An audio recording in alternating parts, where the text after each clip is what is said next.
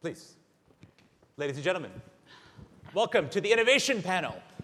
We are going to solve all your problems. Isn't that what innovation is supposed to do? I'm so honored to be here with four leading experts and practitioners. We're going to talk about how innovation will get us to net zero, or how could it? But before we start, I want to put to you the proposition that innovation is the most abused word in the English language. It means everything and nothing at once. And if you don't believe me, hands up. Who in this room is against innovation? Let's see. Right, exactly. It's like motherhood and apple pie, right? So in fact, what do we mean by this? And a lot of people mean invention. When people talk about innovation, perhaps they mean technology or intellectual property or something shiny, the shiny new object. For the purposes of our conversation, I want to push that argument and that definition to say, actually, innovation means something more than that. It can involve technology, often wonderful technologies, but it can also involve new ways of doing things, better ways, old ideas in new contexts. It could involve better business models or understanding users better and achieving what they want and understanding their aspirations. In other words, it's fresh thinking that creates something valuable. And if we take that broader view of innovation, I would ask us to think about the energy transition and thinking about the goals of net zero, equity, access. How do we think about the relevant innovations in the next few decades that are needed in that broader context? So with that in mind, I'm going to turn to my first speaker, Emmanuel. You are a man who understands markets. You've been involved with private equity and related areas. And so you look at this from a clear perspective of supply and demand.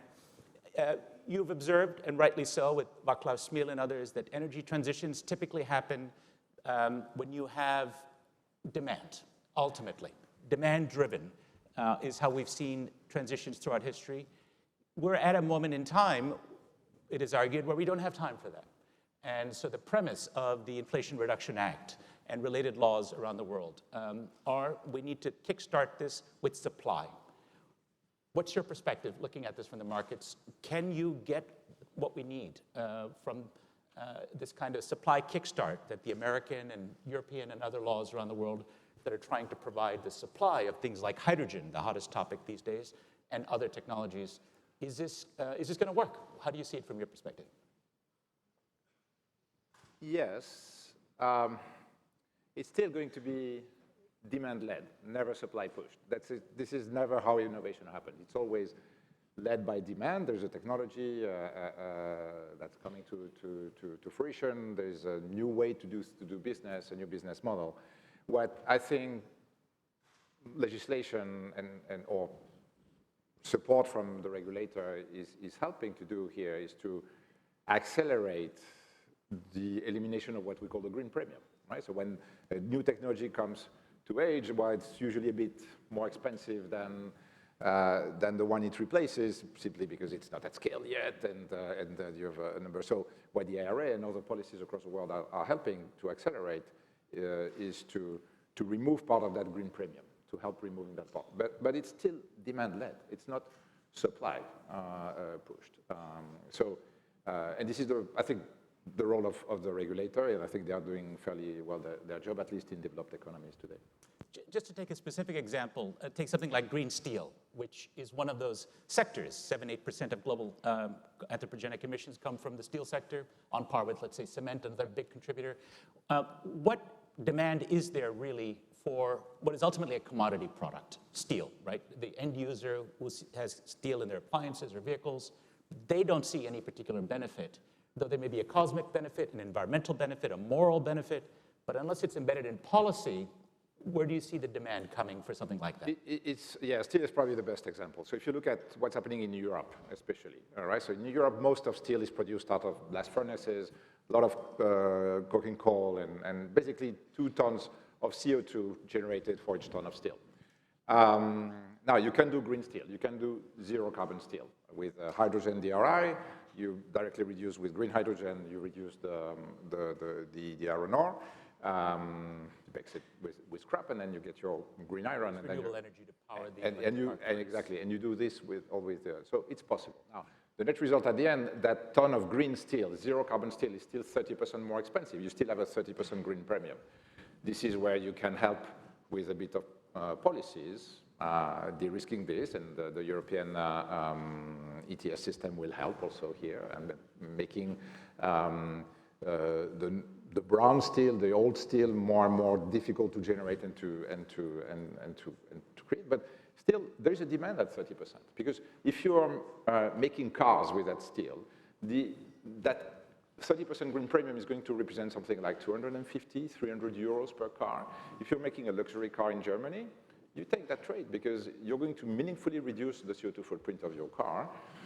This is not a big cost overall for a very expensive car. So there is a market for this, even at the 30% green premium. So it works. So you're already seeing a kind of a first mover market, is what you're initially addressing, exactly. And policy can give that push. So that's a hopeful sign from someone from the markets. Arun, you're an academic, you're a dean of a new school across on the other side of the continent. From your perspective, what do you think of this question of the need for rapidly accelerating innovation, particularly breakthrough innovations? There is an academic debate, including on your campus. One of your academic colleagues has written a book in the last few months arguing we don't need that innovation, what we need is implementation. In fact, this camp of thinkers argues that pushing too much on innovation it diverts resources. It's a distraction. We already have everything we need, basically, or close to it, to solve the climate crisis. How do you see that challenge to the innovation argument? First of all, from one academic institution to another one out here, congratulations to Jason and the whole team for just an amazing, you've been an inspiration for all of us, and congratulations. Hear, hear.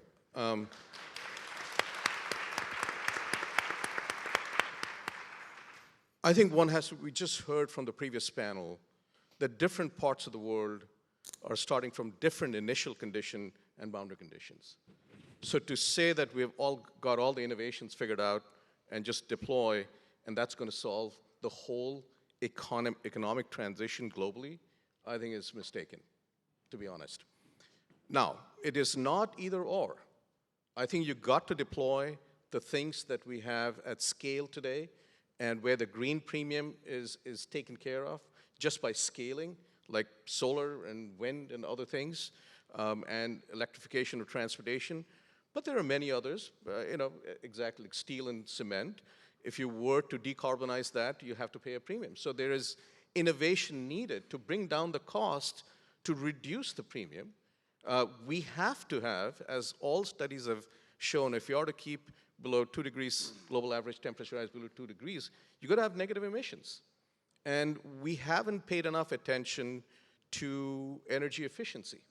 And I think that's, you don't want to create a whole, renewable and clean electricity infrastructure when you're wasting all that energy. So I think that those are many of the things that we have to do. So policy matters, deployment matters, but innovation is going to continue as we move into this, as we have seen many other transition in the past, in other sectors as well. You rightly point out the need to think about efficiency. The great energy thinker Amory Lovins argued several decades ago that the need for negawatts, that is, the avoided energy is the cheapest, cleanest energy that we can invest in. We woefully underinvest, arguably, on that. What do you see this changing? Because if one looks at the policy environment, I see a world with hammers looking for nails. That is, we see a lot of supply orientation for more supply, clean or dirty, much less interest in avoided use or efficient use. Well, I think the idea of, in the demand side, as you were pointing out, the demand side is really important, but there are some market failures. So putting a price on carbon doesn't really change energy efficiency in buildings, or changing the price of electricity a little bit, 20%, doesn't mean that you're going to have 20% less of electricity use. The demand is not very elastic.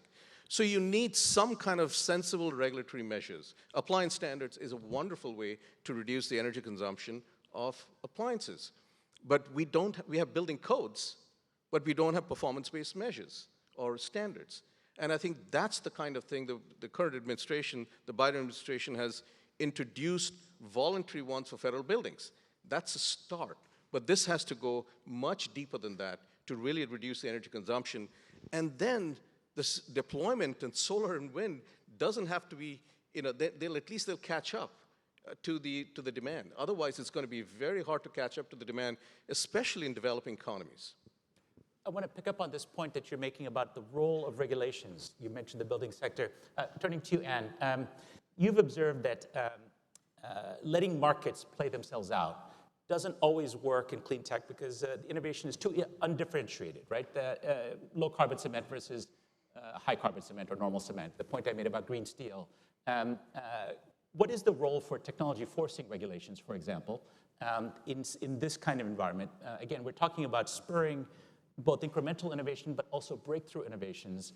Do we have the right tools in the toolkit of policy? Absolutely. And so in my previous job, I was a director general at the European Commission. So we spend a lot of time thinking about this because Europe wants to be a leader in clean technologies. And what you find is that innovation in energy is actually quite different from innovation in other sectors. And we, of course, had to learn the hard way that a first mover advantage doesn't always lead to commercial success. So if we looked at solar and wind, both of which were sectors that were very much stood up in Europe with massive subsidies. I mean, this is where the demand originally came from, is governments buying solar, feed-in tariffs. And so we invested massively in solar, but we didn't reap the commercial benefits at the end of the day. And in fact, all of our solar companies were essentially decimated in the course of a decade. Now the wind industry in Europe seems to be on a similar path. So I really encourage us to think about, why is this so difficult in energy? Why does it take so long?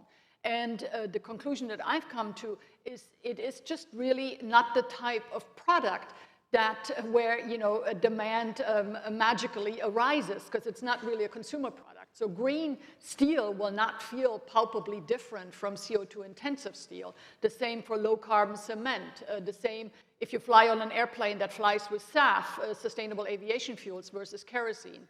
So this is why there's really a big role for government here, because the upfront cost in standing up clean technologies is massive.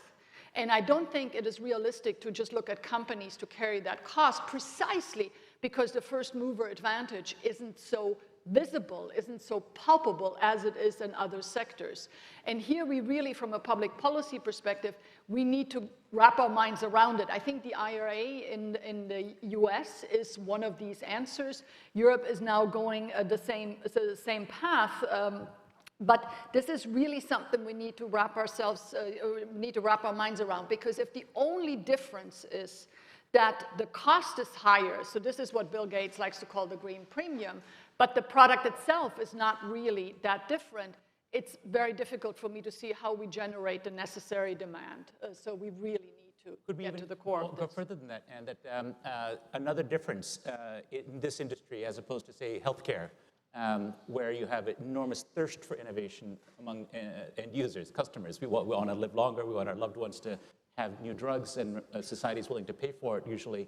That utilities are regulated in such a way as to be risk averse, arguably shunning innovations because they don't get rewarded particularly for delivering a commodity product. So maybe we need to think more broadly about how we regulate even downstream, not just upstream policy. Can I say my experience, and again, coming out of public policy, I believe we need to, there's a pedagogical element here, because from the perspective of policymaking, unless the policymaker knows where the technology frontier resides, it is impossible to craft the policies and regulations that will actually bring about that innovation.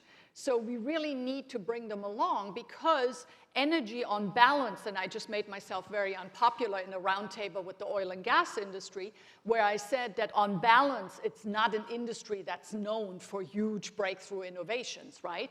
Precisely because hitherto they've made most of their money with fossil energy. So unless you change the incentives, unless you can actually make money with clean technologies and clean energy, it's very difficult for me to see how you're going to bring about the systemic change that all of us are here to discuss. So thinking through how we create the demand, how we commercialize, how we create the right incentives to make money, because this is at the end of the day what it's about for these companies, then it's very difficult for me to see how we're going to have these breakthroughs in innovation. And if I can just add on that, for me a huge disappointment in Europe is when the war started and I really felt the kind of urgency to get fossil energy like I never have before.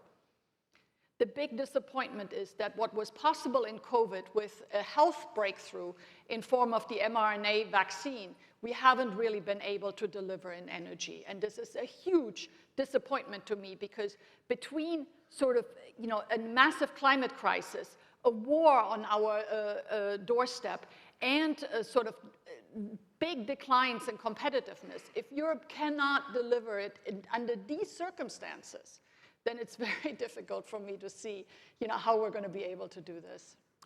We've heard on a previous panel about perhaps there being a race to the top. I want to come back to that in a moment. I want to give Nobu a chance to jump in on the conversation, but we can come back and talk about how competitive responses are. Let's turn to you. You ran the IEA previously.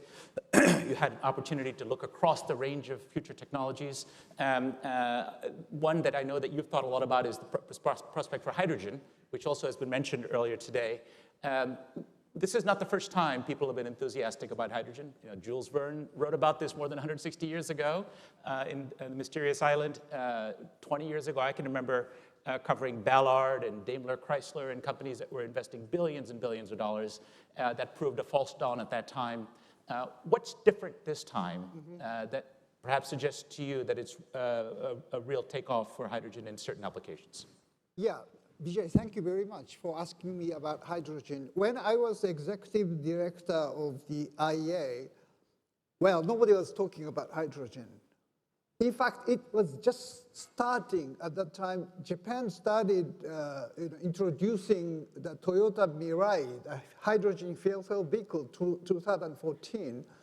And people are now thinking about hydrogen as a very interesting option. Japan wasted a decade of discussing how many refueling stations of hydrogen should be built for the passenger vehicle Mirai, and 100, 200, 300.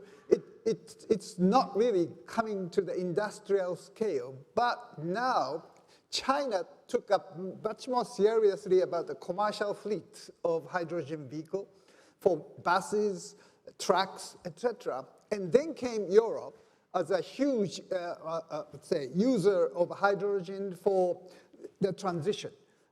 Germany is typically the case. Germany gave up nuclear power, gave up the coal. Then only option is using renewables is hydrogen as a storage, possible storage, and put that hydrogen to the pipeline rather than natural gas. So this kind of industrial revolution is happening in Europe. Finally came the United States. The huge action of Inflation Reduction Act made it possible. The hydrogen could be a very good business. Putting the $80 per ton of CO2 carbon credit for the CCS is an example. Now, Japan's overtaken by all of these players, and now we have to come back as a leader. Japan developed the technology for hydrogen storage and transportation by MCH or liquid hydrogen, or using the ammonia as a vehicle for transporting clean hydrogen. So I think I'm very much sure now that everybody is talking about hydrogen. There is a clear consensus in the IEA discussion that hydrogen has a future. When I was executive director of the IEA, I announced that golden age of natural gas is coming. It was 2011. And now, last year, IEA, Fatih Birol said, golden age of natural gas is closing. But he said, still the LNG, golden age of LNG is coming. I now can easily announce that golden age of hydrogen is definitely coming. Okay, So that's a strong prediction. You heard it here. Having lived through previous golden ages for hydrogen that didn't work out myself in my lifetime, I will be watching this very, very closely, Nobo, I will tell you. We heard from Manish Bapna of NRDC earlier today, an environmental group that said there is a role for hydrogen, but think of it as champagne to be used on special occasions, presumably for hard-to-abate sectors and so on. We can get into the weeds on this. But nevertheless, there does seem to be a certain kind of momentum. And in the US, far from sipping like champagne, we're swilling like drunken sailors on the subsidies. $3 a kilogram for clean hydrogen, which is embedded in the Inflation Reduction Act. On the best analysis I've seen, there are parts of the US where it'll be negative cost to produce clean hydrogen. If you meet the test that the IRS is about to set up for what the definition of clean hydrogen is, low carbon hydrogen, you could produce the hydrogen and burn it just for the subsidy. This is something people are actually worried about.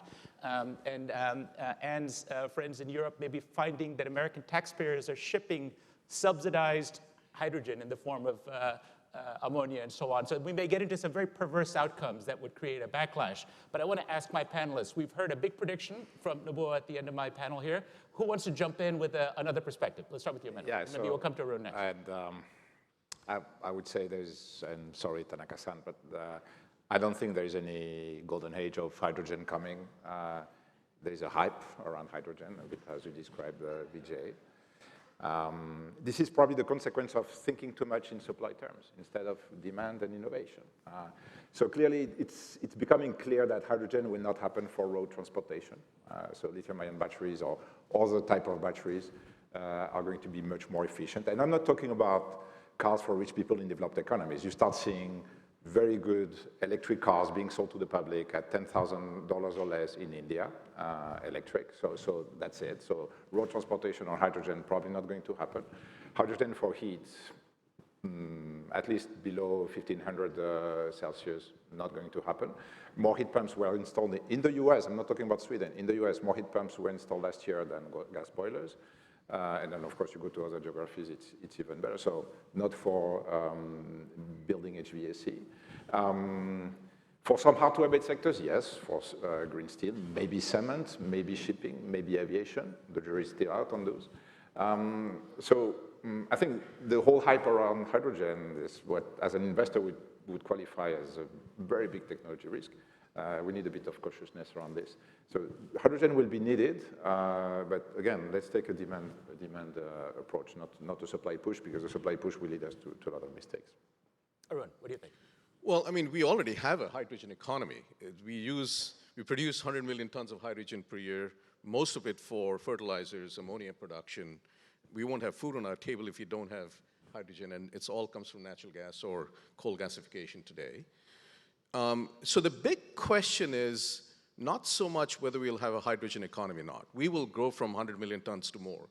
The big question is, can we have zero carbon or greenhouse gas-free hydrogen? And of course, there's a big push, as you said, $3 a kilogram subsidy for electrolysis-based hydrogen. And the question is, will it bring down the cost and the green premium down to the point of what the secretary was talking about, of $1 a kilogram of hydrogen without any greenhouse gas emissions? Now, a few of us, I see John Elkand out here, we worked in the transition team. We proposed this. This is a tough goal. But if you can get greenhouse gas-free hydrogen from either from electrolysis or from natural gas, whether it's with carbon capture or pyrolysis, I think that is transformative. And that will drive a lot of decarbonization across the board. You can take CO2 and then turn that into fuels with Fischer-Tropsch techniques, right? So you can do all of that. So I think the big question is that there is a certain energy that you need to split water. You can throw as much money as you want. You can't change the laws of physics. So we have to be cognizant of that.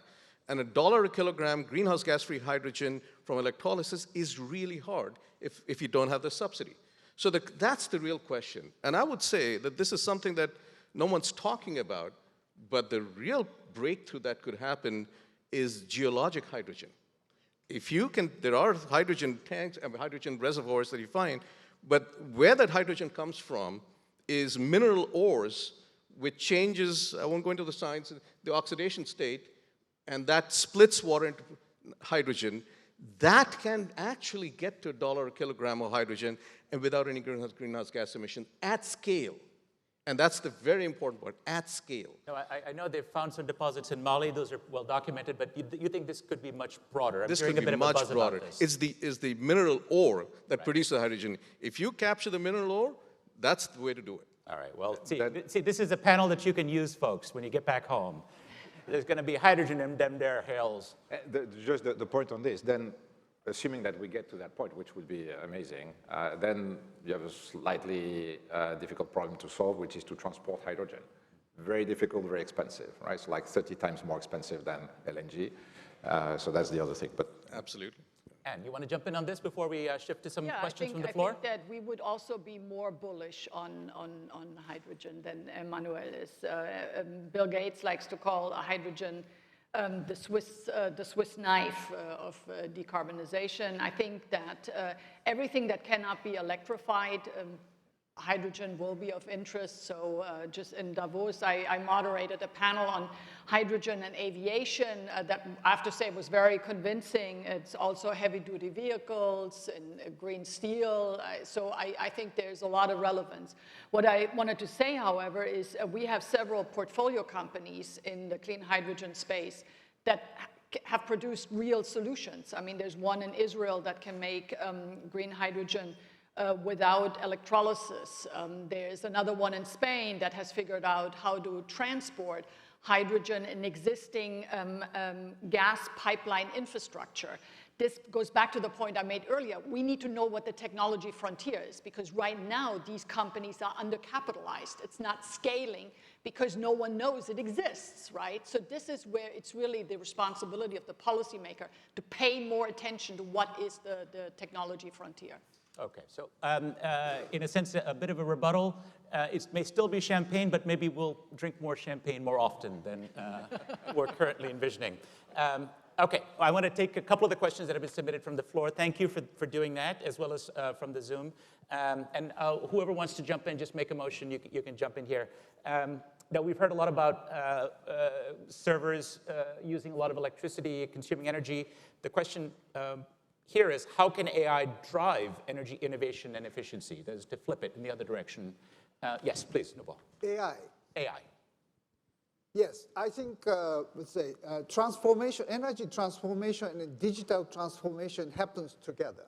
And this will definitely reduce the wasteful use of energy by AI. So, but of course, AI is using electricity, right? Right. So it can go both ways, but I'm sure that AI will probably need more and more green electricity, right? Data centers are using a huge amount of energy, electricity, but they are going to be relocated to closer to the renewable sources. So industry, the steel sector may move toward more let's say, green sources of electricity or hydrogen, etc. So relocation is happening by the industrial sector closer to the green sources of energy. This is a new feature, and AI will definitely manage that direction. So demand-side-driven transformation is what Emmanuel said.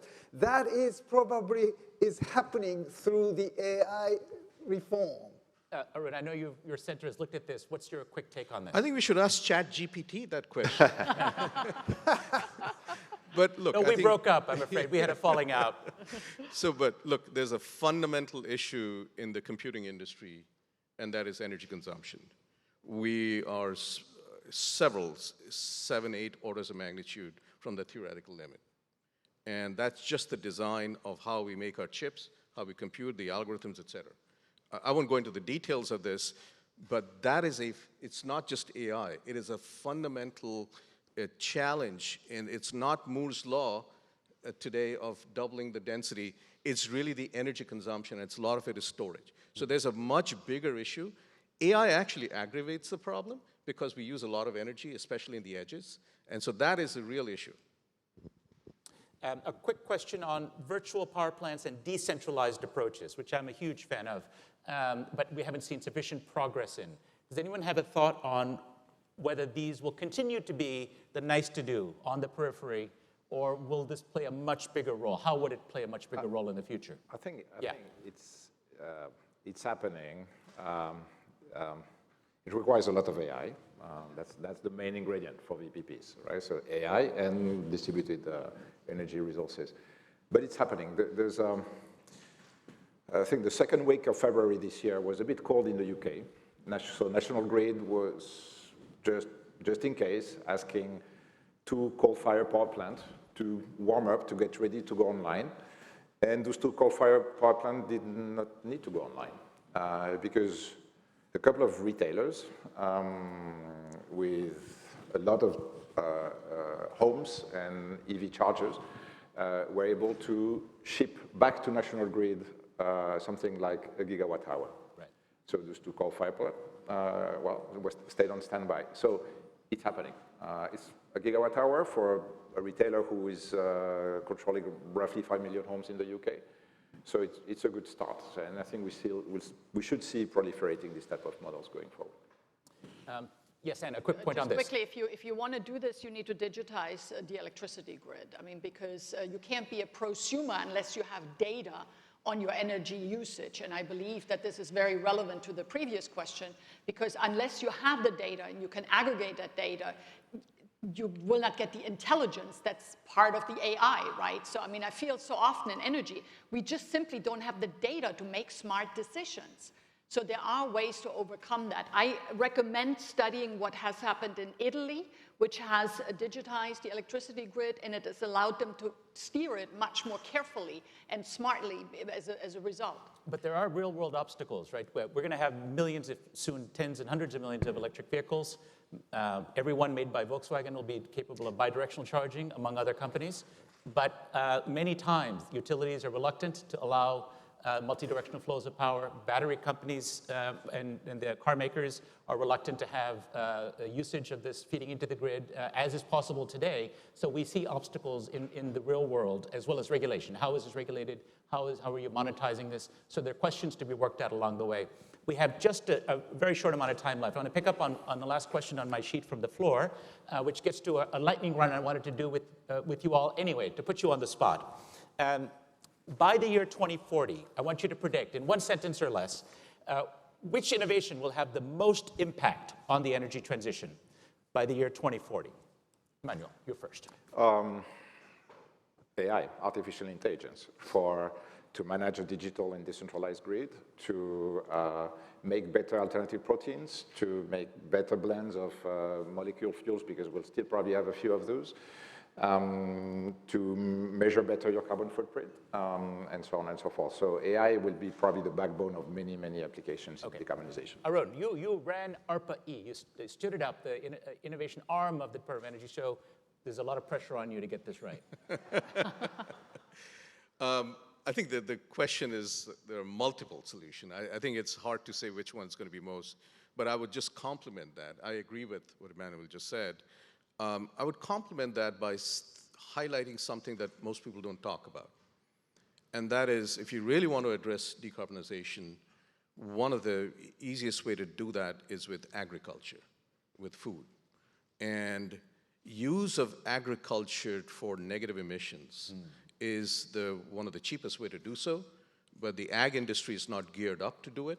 And I think we will see a lot of innovation, not only just different kinds of proteins that we are now seeing in Impossible, but the agriculture was carbon engineering 1.0. We need a carbon engineering 2.0 to make sure that the developing economies that we heard about can grow with some fossil fuel as part of the transition, because they have to have the better quality of life. Okay. But the negative emissions is really negative emissions via ag. Yes, Anne. I will not make a prediction on a technology. I will say that I think in order to prepare for 2040, we need a portfolio approach to technologies. There isn't one sort of silver bullet. And I believe that energy resilience, so not being overly reliant on any one source of energy or any one geography, will become an overriding preoccupation. And I think, therefore, we will see new types of new technologies that will be stood up. But I will not make a prediction as to what that is. But we need a lot of openness, technology neutrality in order to... You're taking my admonition to heart, not to bet on technology, but rather to think about innovation in a broader sense. So mindset change. Nobuo, you get the last word. Thank you very much. But it has to be I am very words happy to only. make any prediction, and I will definitely make mistakes. But I think the president of Rwanda said the small modular reactor may work for Rwanda. And if nuclear has a future, this small modular reactor could be the case. And 2040, I think there is plenty of already in the United States, many different ideas of the small modular reactors happening. So Japan definitely engage into this kind of new sustainable nuclear power, Right. which So is next small generation and nuclear. Is it fair to next say? generation nuclear with the less risk of proliferation or weaponization, or Very take care of the waste or socio politically acceptable nuclear design. You know, this kind of So we have design, four a small different... modular reactor is the solution. Four- And No wait end, a no minute, end, no wait a end. minute. No end. One more say. That is, if nuclear cannot reform themselves like this way, nuclear fusion will take up. Okay. Well, Secretary Granholm did mention that also, but we'll see if fusion comes along. But nevertheless, small modular reactors is already in train, so we'll have to see. But you've gotten four very different visions of the future, but I think we've gotten a wonderful chance to look inside the minds of those who think about innovation. And I think we should thank them. Please join me. And I encourage all of you, go forth and innovate. Thank you.